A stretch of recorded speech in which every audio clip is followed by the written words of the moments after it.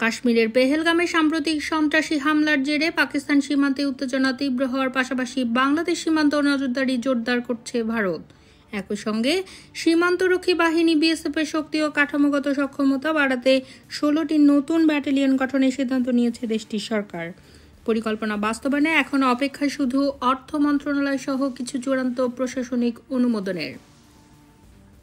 প্রত্যেকটি নতুন ব্যাটালিয়নে 1000-এরও বেশি সদস্য থাকবে, যা নিয়ে বিএসএফে অতিরিক্ত 17,000 সেনা যুক্ত হবেন।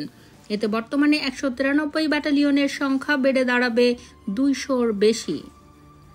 এছাড়া 2টি ফরওয়ার্ড হেডকোয়ার্টার স্থাপনের ঘোষণা দিয়েছে ভারত। একটি থাকবে জম্মুতে, যা পাকিস্তান সীমান্তের নিরাপত্তা তদারকি করবে। অন্যটি মিজোরামে, যা বাংলাদেশ সীমান্তে নজরদারি ও গোয়েন্দা কার্যক্রম আরও কার্যকর করবে।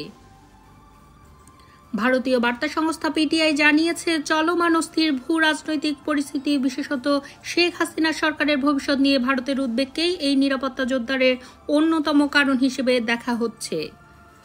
বর্তমানে বিএসএফ 2,70,000 সদস্যদের একটি বাহিনী, যারা 6,726 কিলোমিটার সীমান্ত পাহারা দেয়। এর মধ্যে ভারত বাংলাদেশ সীমান্তই সবচেয়ে দীর্ঘ, 4,097 কিলোমিটার। এর 1,047 কিলোমিটার এখনও ঝুঁকিপূর্ণ ও সুরক্ষাহীন। এই এলাকাগুলোতেই নজরদারি বাড়ানো হচ্ছে। বিএসএফ এর কর্মকর্তারা জানিয়েছেন, নতুন হেডকোয়ার্টার স্থাপনের ফলে পূর্ব ও পশ্চিম সীমান্তের সমন্বয়, কৌশল নির্ধারণ এবং জরুরি সাড়া দেওয়া আরও কার্যকর হবে।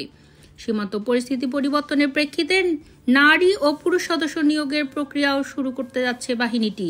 প্রশিক্ষণের পর নতুন ইউনিটগুলো সীমান্তে কাজ শুরু করবে ধাপে ধাপে।